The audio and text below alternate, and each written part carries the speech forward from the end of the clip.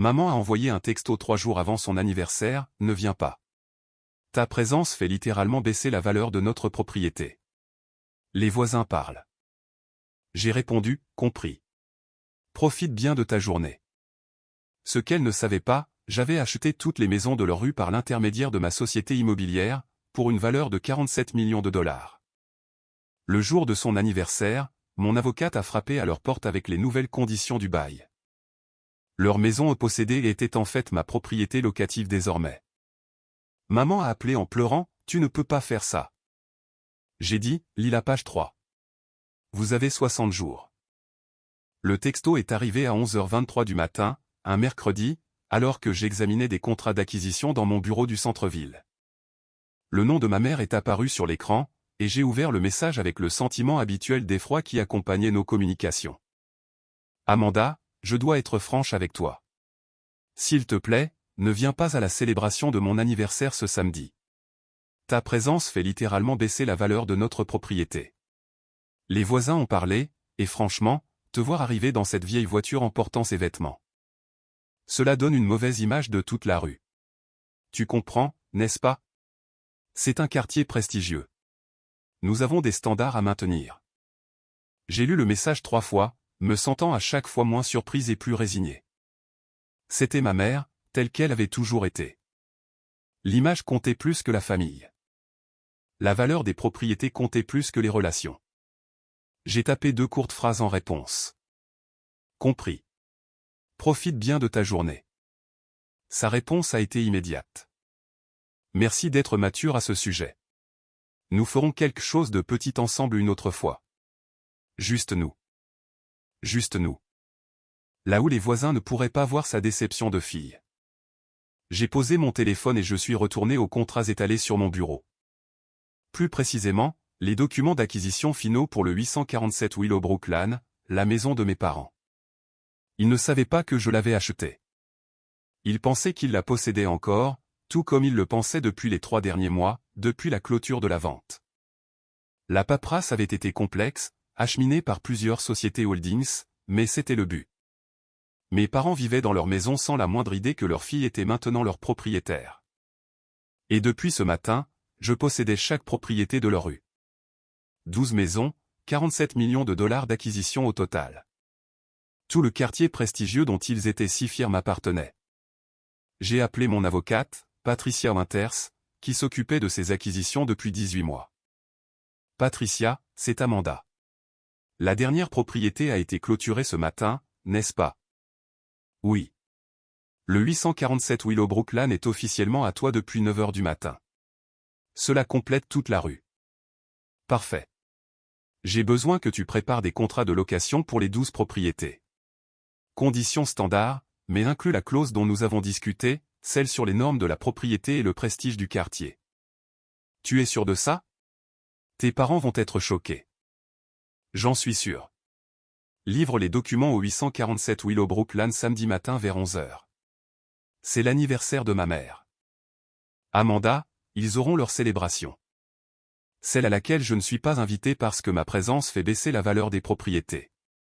Cela semble être le moment idéal pour leur faire savoir qui possède réellement la propriété maintenant. Patricia, je vais préparer les documents, mais pour mémoire, je pense que tu devrais reconsidérer le moment. Notez. Livre-les samedi à 11h. Après avoir raccroché, j'ai ouvert le dossier de Willowbrook Lane. Il m'avait fallu 18 mois pour acquérir chaque propriété de cette rue. Certaines par des ventes standards, d'autres par des négociations soigneusement orchestrées, une par une vente de succession compliquée. L'investissement total était de 47 millions de dollars, ce qui représentait environ 15% de mon portefeuille immobilier.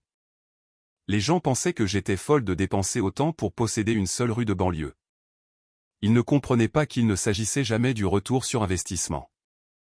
Il s'agissait de contrôle, de pouvoir démontrer à ma famille enfin, définitivement, qu'ils s'étaient trompés sur moi pendant des décennies.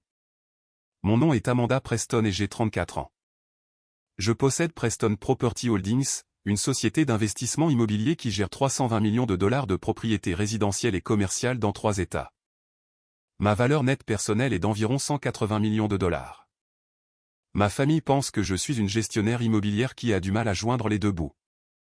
Cette méprise a commencé il y a environ 12 ans, lorsque je venais de sortir de l'université et que je travaillais comme assistante gestionnaire immobilière pour une grande entreprise immobilière.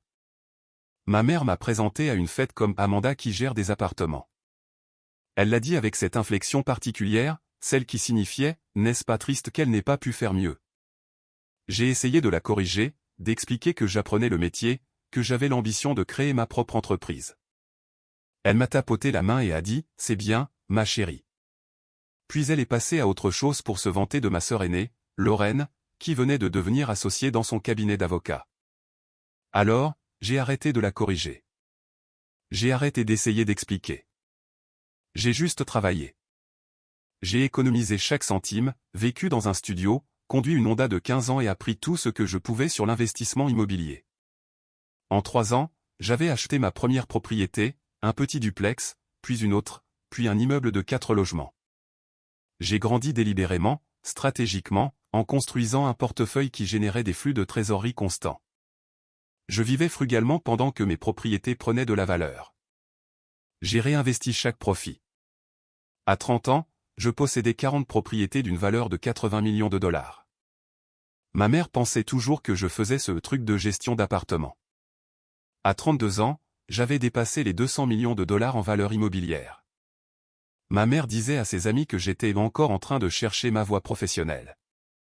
Maintenant, à 34 ans, je possédais 320 millions de dollars en biens immobiliers, y compris toute la rue où vivaient mes parents. Et ma mère me désinvitait de sa fête d'anniversaire parce que mon apparence nuisait à la valeur des propriétés. L'ironie était si parfaite, c'en était presque poétique. Samedi matin, je me suis réveillé à 6 heures et je suis allé à la salle de sport de mon immeuble, le gratte-ciel de luxe que je possédais au centre-ville où je gardais un appartement terrasse d'une valeur de 4,2 millions de dollars. Ma famille ne l'avait jamais vu. Ils pensaient que je vivais dans un modeste appartement en banlieue parce que c'est ce que je leur avais dit des années auparavant et ils n'avaient jamais demandé de nouvelles. À 9 heures, j'ai appelé Patricia. « Es-tu prête pour la livraison ?» a-t-elle demandé. « Je suis prête. » « Les documents sont-ils préparés ?» Les 12 dossiers, un pour chaque propriété sur Willowbrook Lane. J'ai inclus les conditions de location standard, l'avis de changement de propriétaire et les dispositions spéciales dont nous avons discuté. Et le timing ? Mon assistant arrivera au 847 Willowbrook Lane à exactement 11 heures. Tes parents attendent un petit rassemblement à partir de midi. C'est bien ça ? Selon les publications de ma sœur sur les réseaux sociaux, oui, petit, exclusif, réservé aux voisins. Le genre d'événement que je gâcherais par ma présence. Amanda, je dois te le demander une dernière fois. Es-tu certaine de cette approche ? Il y a des manières plus douces de révéler les choses. Patricia, ma mère m'a dit que ma présence faisait baisser la valeur de sa propriété. Elle n'a pas dit « nous préférerions un rassemblement plus petit où nous restons en comité restreint ». Elle a spécifiquement dit que je nuisais à la valeur de sa propriété et que les voisins parlaient de moi. Il n'y a pas de réponse douce à cela. Compris. Les documents seront livrés à 11 heures.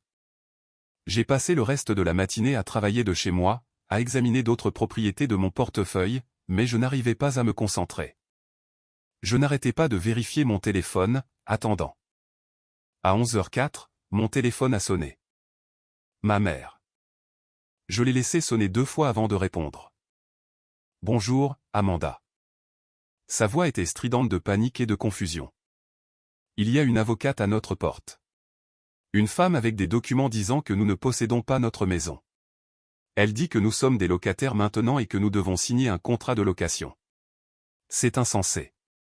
Dis-moi que c'est une sorte d'erreur. » Ce n'est pas une erreur, maman. Quoi ? De quoi parles-tu ?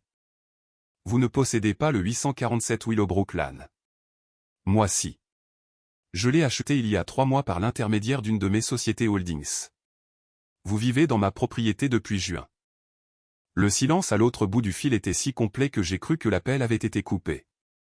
C'est impossible, a-t-elle finalement murmuré. Nous possédons cette maison. Nous la possédons depuis 20 ans. Nous avons l'acte de propriété. Vous aviez l'acte de propriété. Passé. Vous l'avez vendu à Riverside Holdings LLC en juin lorsque vous avez refinancé. Vous pensiez simplement obtenir un meilleur taux hypothécaire auprès d'un nouveau prêteur. Ce que vous avez réellement fait, c'est vendre la propriété et conclure un contrat de location-vente. Depuis ce mois-ci, l'option d'achat a expiré. Vous êtes maintenant officiellement des locataires. Tu ne peux pas faire ça. Je l'ai déjà fait. L'avocate à votre porte a toute la paperasse. C'est tout à fait légal, vérifié par 3 avocats immobiliers différents et déposé auprès du comté. Votre signature est sur tous les documents de juin. Nous n'aurions jamais vendu notre maison. Vous ne saviez pas que vous la vendiez. La paperasse était complexe, délibérément. Vous pensiez que vous refinanciez, mais vous avez lu les documents, ou du moins vous auriez dû les lire avant de signer. Ma mère a émis un son comme si elle s'étouffait. C'est à cause de la fête d'anniversaire, n'est-ce pas? Parce que je t'ai demandé de ne pas venir.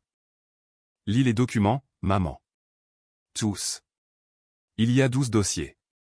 Un pour chaque maison de votre rue. Parce que je ne possède pas seulement votre maison. Je les possède toutes. Tout le quartier prestigieux qui vous préoccupe tant. C'est à moi. Chaque propriété. Tu mens. Vérifiez avec l'avocate. Elle a la documentation pour chaque propriété. Chacun de vos voisins reçoit le même dossier que vous. Ils sont tous locataires maintenant, de moi. La fille dont la présence fait baisser la valeur des propriétés. J'ai entendu la voix de mon père en arrière-plan demandant ce qui se passait. Ma mère a dû me mettre sur haut-parleur car soudain sa voix était claire. Amanda, qu'est-ce qui se passe, bon sang? Salut, papa. J'ai acquis toutes les propriétés sur Willowbrook Lane, y compris la vôtre. Vous recevez des contrats de location aujourd'hui. Vous avez 60 jours pour décider si vous voulez signer et rester ou quitter les lieux. Tu as acquis. Comment as-tu pu? Tu es gestionnaire immobilière. Tu n'as pas ce genre d'argent. Je possède une société de gestion immobilière, papa. Preston Property Holdings. Nous gérons 320 millions de dollars de biens immobiliers. Willowbrook Lane représente environ 47 millions de dollars de ce portefeuille. J'ai acheté la première propriété dans votre rue il y a 18 mois. La dernière a été clôturée mercredi. 47 millions de dollars, la voix de mon père était faible, pour toute la rue? Oui. Votre propriété individuelle valait 4,2 millions de dollars. J'ai payé comptant. Ma mère retrouva sa voix. Tu nous mens depuis des années, en prétendant avoir des difficultés alors qu'en réalité. Je n'ai jamais rien prétendu, maman. Vous avez décidé que j'avais des difficultés. Vous avez décidé que j'étais une honte. Tu as dit à tes amis que je cherchais encore ma voie, tu m'as assise à la table des enfants lors des dîners de famille et tu m'as désinvité de ta fête d'anniversaire parce que mon apparence nuisait à la valeur de vos propriétés. Je n'ai simplement jamais corrigé vos suppositions. Pourquoi nous ferais-tu ça? Je vous laisserai trouver la réponse. Pour l'instant, vous devez lire ces documents. Patricia Winters, l'avocate à votre porte, répondra à toutes vos questions. Vous avez 60 jours pour signer le bail ou trouver un nouveau logement. 60 jours? C'est impossible. Nous n'avons nulle part où aller. Vous avez des options. Signez le bail aux nouvelles conditions ou commencez à chercher un autre endroit. Je vous suggère de commencer à chercher bientôt. Le marché locatif dans votre région est assez compétitif. La voix de mon père était dure maintenant. En colère. Quelles sont les conditions du bail? Standard pour la région. 6500 $ par mois. Premier et dernier mois dû à la signature. Dépôt de garantie d'1 mois de loyer. Augmentations annuelles de 4% liées à l'indice des prix à la consommation. Responsabilité d'entretien standard. Patricia a tous les détails. 6500 $? Nous payons 2800 $ pour notre prêt hypothécaire. Vous payez 2800 $ pour votre prêt hypothécaire. Maintenant, vous êtes locataire dans ma propriété. 6500 $ est en fait en dessous du prix du marché pour une maison de cette taille dans ce quartier. Je suis généreuse. Généreuse? La voix de ma mère se brisa. Tu nous détruis. Je vous offre un logement au prix du marché dans un quartier prestigieux. Le même quartier où ma présence est censée faire baisser la valeur des propriétés. J'ai entendu des sanglots, ma mère s'effondrant. Mon père criait quelque chose à propos d'avocats et de tribunaux et comment cela ne pouvait pas être légal. C'est tout à fait légal, dis-je calmement. Patricia a apporté 3 avis juridiques indépendants confirmant tout. Vous pouvez engager votre propre avocat pour examiner les documents, mais ils vous diront la même chose. Je possède les propriétés. Vous êtes locataire. Ce sont les conditions. S'il te plaît, dit ma mère à travers ses larmes. S'il te plaît, ne fais pas ça. Nous sommes tes parents. Oui, vous l'êtes.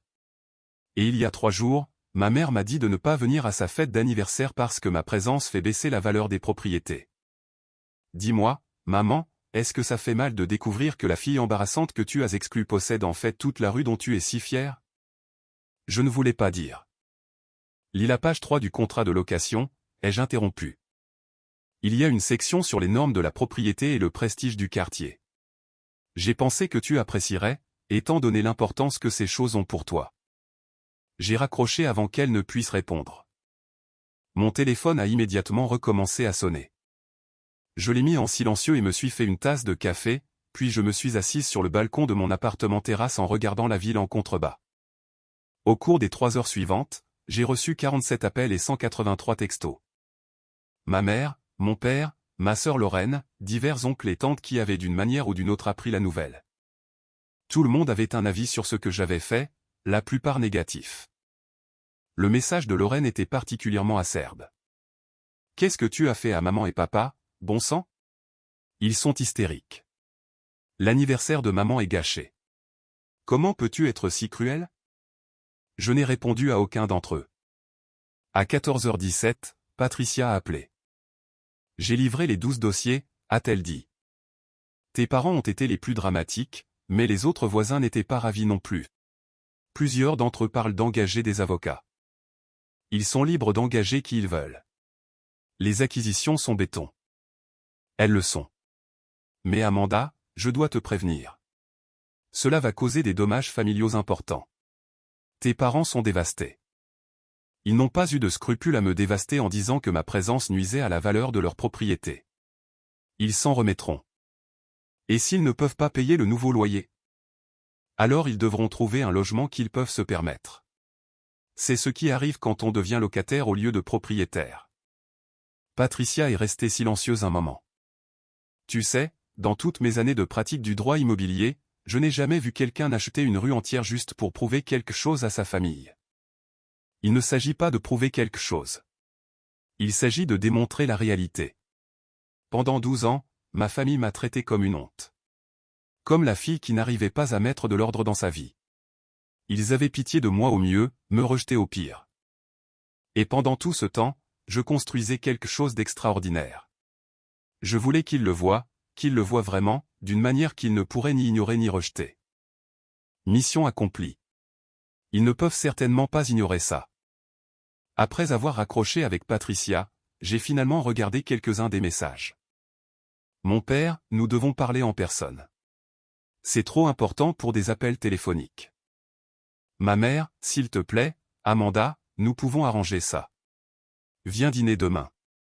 Parlons. Lorraine, tu dois des excuses à maman et papa. Et une explication. Quel genre de personne fait ça à ses parents? Ma tante Carole, je ne sais pas ce qui s'est passé entre toi et tes parents, mais il y a de meilleures façons de gérer les désaccords familiaux. C'est cruel. Un seul message était différent, de ma jeune cousine Jamie, avec qui je m'étais toujours bien entendu. C'est dingue. Tu possèdes une société immobilière de 320 millions de dollars. C'est incroyable. Pourquoi n'en as-tu parlé à personne? J'ai répondu à Jamie. Parce qu'ils n'ont jamais demandé. Ils ont juste supposé. Sa réponse a été immédiate. C'est juste. Pour ce que ça vaut, je pense que ce que tu as fait était carrément audacieux. Ta mère a été insupportable à propos de ce quartier. Cela m'a fait sourire. Dimanche matin, mon père s'est présenté à mon immeuble de bureau. Je possède l'immeuble, et la sécurité m'a appelé pour obtenir la permission de le laisser monter. Envoyez-le dans la salle de conférence au 30e, ai-je dit. J'y serai dans 10 minutes. Quand je suis entré dans la salle de conférence, mon père se tenait près des fenêtres, regardant la vue sur la ville. Il s'est retourné quand il m'a entendu entrer, et j'ai vu immédiatement qu'il avait vieilli en une nuit. Des cernes sous les yeux, des vêtements froissés, l'air d'un homme qui n'avait pas dormi. Amanda. Sa voix était rauque. Papa. Nous devons parler de ça. Il n'y a rien à dire. La paperasse est claire. Tu ne peux pas nous expulser de notre maison. Cette maison. Nous t'avons élevé là-bas, toi et Lorraine. 20 ans de souvenirs. Ta mère a son jardin, ses routines, ses amis dans le quartier. Tu ne peux pas simplement nous enlever ça. Je ne vous expulse pas. Je vous offre un bail. Si vous le signez, vous pouvez rester. À 6 500 $ par mois? Nous ne pouvons pas nous le permettre avec nos revenus de retraite. Alors vous devrez trouver quelque chose de plus petit que vous pouvez vous permettre. C'est ce que font les gens quand leur coût de logement dépasse leurs revenus. Tu es délibérément cruel. Je me suis assise à la table de conférence et je lui ai fait signe de faire de même. Il l'a fait, à contre-cœur. Papa, il y a 3 jours, maman m'a envoyé un texto pour me dire de ne pas venir à sa fête d'anniversaire. Sais-tu pourquoi? Elle a dit que vous aviez convenu tous les deux que c'était mieux. Elle a dit que ma présence faisait littéralement baisser la valeur de leur propriété. Elle a dit que les voisins parlaient. Elle m'a désinvité d'une célébration familiale parce que mon apparence la mettrait dans l'embarras devant les gens qu'elle essaie d'impressionner. Mon père avait l'air mal à l'aise. Ta mère dit parfois des choses sans réfléchir. Elle ne le pensait pas comme ça sonnait. Si. Elle pensait exactement ce qu'elle disait. Je la mettais dans l'embarras. Je l'ai toujours fait. La fille qui gère des appartements au lieu d'avoir une vraie carrière. Celle qui conduit une vieille voiture et porte des vêtements simples. La déception. Nous n'avons jamais pensé que tu étais une déception. Papa, quand est-ce que tu m'as demandé des nouvelles de mon travail pour la dernière fois? Vraiment demandé, au-delà de comment va le travail? Il est resté silencieux. Quand est-ce que l'un de vous deux est venu chez moi pour la dernière fois? Tu vis dans cet immeuble d'appartement que tu gères. Nous avons supposé. Vous avez supposé. Vous supposez depuis 12 ans. Vous avez supposé que j'avais des difficultés, alors vous m'avez traité comme si j'avais des difficultés. Vous n'avez jamais demandé, jamais vérifié, jamais regardé plus loin. Vous avez juste décidé qui j'étais et m'avez traité en conséquence. Si nous avions tort, pourquoi ne nous as-tu pas corrigés? J'ai essayé.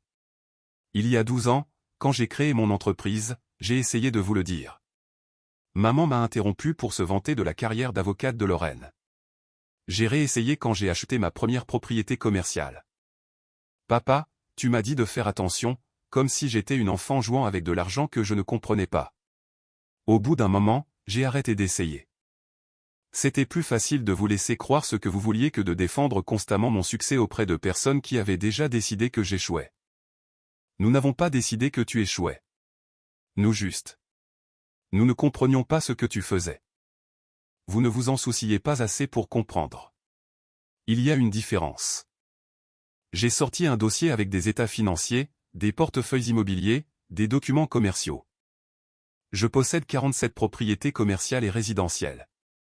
Mon entreprise gère 73 autres propriétés pour d'autres investisseurs. J'emploie 32 personnes. J'ai fait l'objet d'articles dans des magazines d'investissement immobilier. J'ai pris la parole lors de conférences de l'industrie. J'ai construit quelque chose de remarquable et vous avez tout manqué parce que vous étiez trop occupé à être embarrassé par moi. Il a parcouru les documents, les mains tremblant légèrement. C'est extraordinaire. Oui, ça l'est. Pourquoi ne nous l'as-tu pas dit? Je viens d'expliquer pourquoi. Mais la maison. Acheter notre maison, acheter toute la rue. C'est vindicatif, Amanda. C'est démonstratif. Vous aviez besoin de voir qui je suis vraiment, pas qui vous aviez supposé que j'étais. Et apparemment, il a fallu que j'achète tout votre quartier pour que vous prêtiez attention. Mon père a posé les documents. Ta mère est dévastée. Elle a passé toute la journée d'hier à pleurer. Elle a passé son mercredi à me désinviter de son anniversaire parce que je fais baisser la valeur des propriétés. Pardonne-moi si je ne suis pas trop préoccupé par le fait qu'elle soit contrariée. C'est ta mère. C'est la personne qui aurait dû me soutenir, croire en moi, être fière de moi, peu importe la voiture que je conduis ou les vêtements que je porte. Au lieu de ça, elle a passé 12 ans à plaindre sa fille en difficulté pendant que cette fille construisait un empire immobilier. Et quand elle a eu l'occasion de m'inclure dans une célébration familiale, elle a choisi la valeur des propriétés plutôt que son propre enfant. Il n'a rien eu à répondre à ça. Les conditions du bail sont généreuses, ai-je continué. En dessous du prix du marché, en fait. Si vous voulez rester dans la maison, signez le bail. Si vous ne pouvez pas vous permettre 6500 $ par mois, je peux vous aider à trouver quelque chose de plus adapté à votre budget. Je possède des propriétés dans toute la ville. Certaines sont beaucoup plus abordables. Tu nous ferais déménager dans un quartier moins cher? Je vous ferai vivre selon vos moyens. C'est ce que font les adultes responsables. Après 20 ans dans cette maison. Vous avez vendu cette maison, papa. En juin, vous avez signé les papiers. Elle n'est plus à vous. Elle est à moi. Ce sont les faits. Il s'est levé, paraissant plus vieux que ses 63 ans. Y a-t-il quelque chose que nous puissions faire pour arranger ça? Un moyen de réparer les choses? Vous pouvez signer le bail ou trouver un autre endroit où vivre. Ce sont vos options. Je veux dire, notre relation. Notre famille. J'y ai pensé. Peut-être, un jour. Mais papa, tu dois comprendre. Je n'ai pas fait ça parce que je suis cruelle ou vindicative. Je l'ai fait parce qu'après 12 ans à être invisible pour vous, après une vie à être la fille décevante, j'avais besoin que vous me voyiez vraiment. Vraiment me voir. Pas la version que vous avez inventée, mais la personne que je suis réellement. La femme accomplie, qui a réussi, qui possède plus de propriétés que vous n'en avez jamais rêvé. Je te vois maintenant. Bien. Souviens-toi de ce sentiment la prochaine fois que tu seras tenté de faire des suppositions sur quelqu'un en fonction de son apparence ou de ta propre compréhension limitée.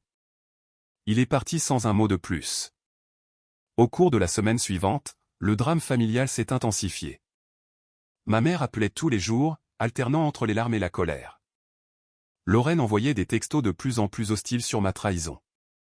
Les membres de la famille élargie donnaient leur avis sans que personne ne le leur demande. La seule personne qui est restée neutre était ma grand-mère, la mère de mon père, qui avait 92 ans et avait toujours été plus perspicace que quiconque ne le lui reconnaissait. Elle m'a appelé le 6e jour de la crise. Amanda, ma chérie, j'entends dire que tu as causé tout un remue-ménage. Salut, grand-mère. Oui, je suppose que oui. Tant mieux pour toi. Ça m'a surprise. Tant mieux pour moi. Ta mère a été insupportable à propos de ce quartier pendant des années. Agissant comme si vivre sur Willowbrook Lane faisait d'elle une reine. Il fallait que quelqu'un la remette un peu à sa place. J'ai souri malgré tout. Merci, grand-mère. Cela dit, tu ne peux pas les laisser sans abri. Ils sont stupides, mais c'est ta famille. Je ne les laisse pas sans abri. Je leur ai offert un bail. À un tarif qu'ils ne peuvent pas se permettre. À un tarif de marché pour la propriété. J'ai soupiré. Que veux-tu que je fasse, grand-mère? Ce qui te semble juste. Mais souviens-toi, tu voulais qu'ils te voient. Tu voulais de la reconnaissance. Tu l'as maintenant. La question est, qu'est-ce que tu en fais? Après avoir raccroché avec ma grand-mère, je suis restée assise dans mon bureau pendant un long moment, pensant à ce qu'elle avait dit. J'avais voulu que mes parents me voient. Mission accomplie. Ils me voyaient définitivement maintenant. Ils voyaient que la fille qu'ils avaient sous-estimée possédait tout leur quartier. Ils voyaient que leurs suppositions avaient été spectaculairement fausses. Mais qu'est-ce que je gagnais à leur frotter le nez dedans? Le 8e jour, j'ai appelé Patricia. J'ai besoin que tu rédiges des conditions de bail révisées pour le 847 Willowbrook Lane. Réviser comment? Garde toutes les conditions standards, mais ajuste le loyer à 2800 $ par mois, correspondant à leur ancien paiement hypothécaire. Inclut une clause stipulant que le tarif peut être renégocié annuellement en fonction de leur situation financière. Tu leur accordes un bail en dessous du marché. Je leur fournis un logement abordable pendant qu'ils règlent leurs finances de retraite. Les conditions initiales visaient à prouver quelque chose. La chose a été prouvée. Maintenant, je suis pratique. Et les autres propriétés de la rue? Tarif du marché pour tout le monde. Ils ne m'ont pas dit que ma présence faisait baisser la valeur des propriétés. Tu sais, tes parents vont voir ça comme un recul de ta part. Je me fiche de la façon dont ils le voient. Ce qui m'importe, c'est que je ne suis pas réellement cruel. Je voulais qu'ils me voient. Ils me voient maintenant. Je voulais qu'ils comprennent que leur supposition était fausse. Ils le comprennent maintenant.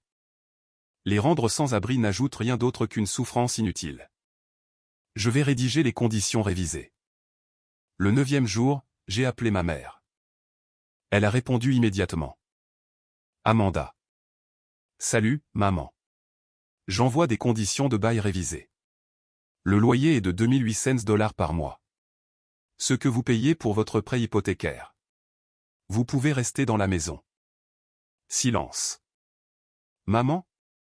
Pourquoi? Sa voix était faible. Parce que malgré tout, tu es ma mère et je ne veux pas vraiment te voir souffrir. Je voulais que tu me vois vraiment, que tu comprennes qui je suis et ce que j'ai construit. Tu me vois maintenant. Mission accomplie. Amanda, je suis tellement désolé. Je suis si désolé. Je sais. Je n'aurais jamais dû dire ces choses sur la valeur des propriétés et les voisins. C'était cruel et mal. Et, maman, laisse-moi t'arrêter. Tu as dit ces choses parce que c'est ce que tu ressentais vraiment. Tu ne peux pas t'excuser pour avoir réellement cru que j'étais une honte. Ce que tu peux faire, c'est changer. Tu devrais apprendre à me connaître. Poser des questions sur mon entreprise. Visiter ma vraie maison. Voir qui je suis vraiment au lieu de qui tu as supposé que j'étais. Je veux faire ça. Ton père et moi le voulons tous les deux. Alors nous commencerons par là. Mais lentement, maman. Cela ne se règle pas avec une seule conversation et des conditions de bail révisées. Cela va prendre du temps. Je comprends. Et Amanda, merci pour les conditions révisées, pour ne pas nous avoir expulsés, pour nous avoir donné une chance. De rien. Après avoir raccroché, j'ai senti quelque chose se desserrer dans ma poitrine. Pas le pardon, pas encore, mais peut-être le début de quelque chose qui pourrait éventuellement devenir le pardon. 3 semaines plus tard, mes parents sont venus visiter mon appartement-terrasse pour la première fois. Ma mère a pleuré en le voyant. L'espace, le luxe, la vue, la preuve indéniable de mon succès. C'est ici que tu vis? N'arrêtait-elle pas de dire. C'est vraiment ta maison? C'est vraiment ma maison. Mon père a parcouru chaque pièce, regardant les œuvres d'art, les meubles, le bureau à domicile d'où je dirigeais mon entreprise. Il s'est arrêté à la fenêtre donnant sur la ville. J'ai été un tel imbécile, a-t-il dit doucement. Oui, ai-je convenu. Mais tu essaies de faire mieux. Ça compte pour quelque chose. Pendant le dîner, que j'avais fait livrer par un restaurant cher parce que je voulais qu'ils comprennent la vie que je menais réellement, ma mère a posé des questions prudentes sur mon entreprise, comment j'avais commencé, comment j'avais grandi, à quoi ressemblait ma journée type. J'ai répondu honnêtement, observant son visage alors qu'elle réalisait à quel point elle avait complètement mal compris ma vie. Toutes ces fois où nous t'avons offert une aide financière, a-t-elle dit lentement. Quand nous te suggérions de revenir vivre à la maison pour économiser de l'argent, ou quand nous essayions de te donner de l'argent pour Noël. Je valais plus que toi et papa réunis et vous essayiez de me donner de l'argent pour l'essence. Oui. Elle a mis son visage dans ses mains. Nous avons dû paraître si condescendants. Vous l'étiez. Mais vous partiez d'une bonne intention. Vous n'aviez simplement aucune idée de la personne envers qui vous étiez condescendant. Mon père a tendu la main sur la table et a pris la mienne. Je suis fier de toi, Amanda.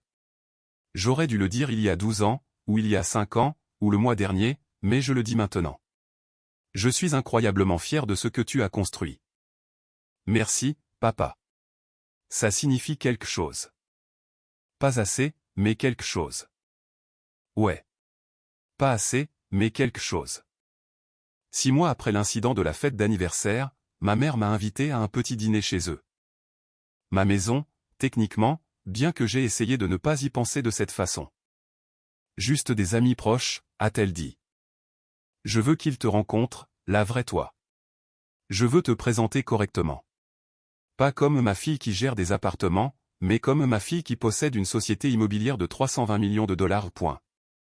Tu n'es pas obligé de faire ça, maman. Si, je le suis.